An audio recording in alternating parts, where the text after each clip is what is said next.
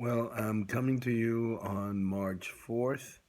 Um, I'm posting my what seems to have become the daily talk on the Ukrainian Russian war. And today I'd like to first touch on the battlefield, which remains static in the north near Kiev or in Kharkiv, and in other cities in the north, the Russians have taken heavy casualties. I mean, uh, some sources are telling me that they have had, incredible, almost prohibitive losses of men and material. The Ukrainians claim that they've killed or wounded 9,000 Russian soldiers. If that number is true, it is a devastating indictment of the ineptness of and the inefficiency of the Russian military machine. Um, so the convoy that's going nowhere seems to be a sitting duck. And I understand from Jane's intelligence service is that the Russian armored personnel carriers have been captured. Dozens of these have been captured because the Russians have run past their logistic support system. So again, the Russians are not winning this war. Uh, they are creating a state of terror in the Ukraine, and they may eventually bow the Ukrainian people if they can continue an unabated missile rocket attack on civilian populations. Again, last night in the south, they seem to have been making some headway. They took the Zaporizhzhia nuclear plant, which is the largest nuclear plant in Europe.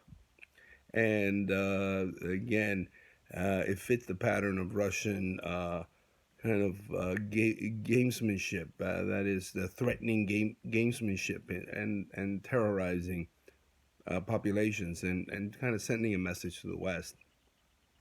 They may overplay their hand.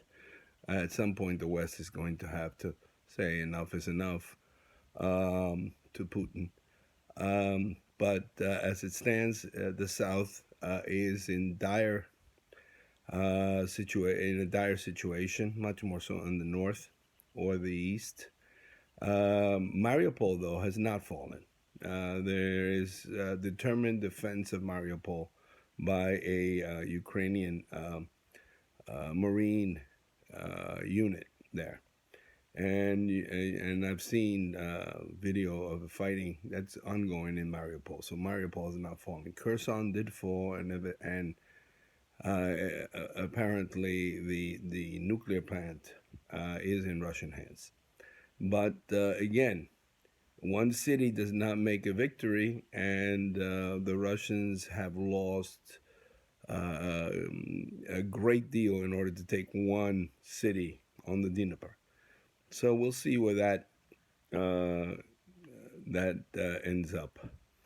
I'd like to turn away from the battlefield, though, to talk a little bit about the statements made by the Finnish president today. He was meeting with U.S. President Biden, and he was asked by reporters about the situation. And President, I think his name is Sauli Niinistu. I'm probably mispronouncing that name, but Finnish is, who knows where. Uh, who knows where that language comes from? It certainly is a language of a hardy people. And in that tact, I liked his comments on the situation. He called it an impossible, incredible situation that Europe is living through. He said that before the Russian invasion of Ukraine, most leaders in Europe considered this impossible.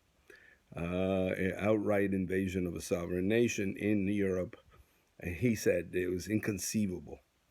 Then he went on to talk about how this uh, attack on the Ukraine and the war against the Ukraine by the Russians uh, brings back memories, or at least follows to some extent the same patterns as the Winter War of 1939 to 1940 against Finland, when Stalin essentially invaded the country in order to seize Karelia and other contested territories.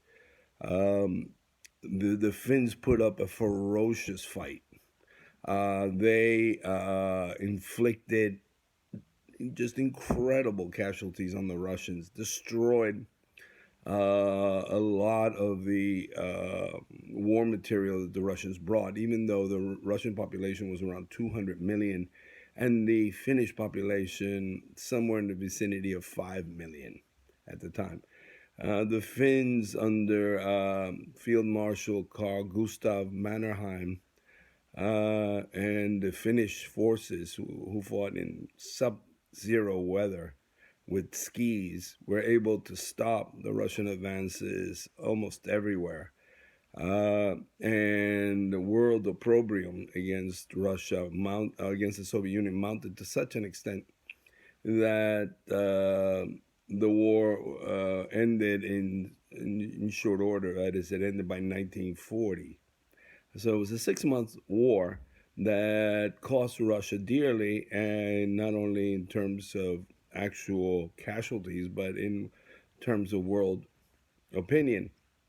Russia did get some territories, I think about 9% of Finland's territory, but the Finns were legendary in their struggle against the Soviets. In fact, some of the legends, military legends of Finland emerged during that time. Samo Haya, the White Death, a sniper that allegedly killed over 500 Russians, was disfigured by a Russian grenade attack, and yet was able to kill his assailants. This is a legendary figure in Finnish military lore and in world military lore. There's also the second highest ranking air ace in World War II. I mean, not the second highest ranking. The fighter ace who had most kills, who wasn't German. His name was Ilmari Jutelin, and he shot down 94 Russian or Soviet planes during the Winter War, and then the continuation war, where Finland sided with Germany because it had been invaded by Stalin.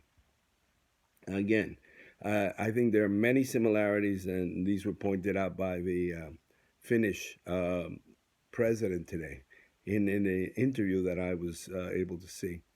And I have seen the same kind of patterns developing in this war as in the Winter War against the Finns. This is heartening because the Finns really didn't lose. You can win by losing in some ways. I guess the treaty did seize Finnish territory, but in the end, they were seen as heroic and as the true victors of that devastating war. And I hope that this is the case in the Ukraine, hopefully without any seizure of Ukrainian sovereign territory.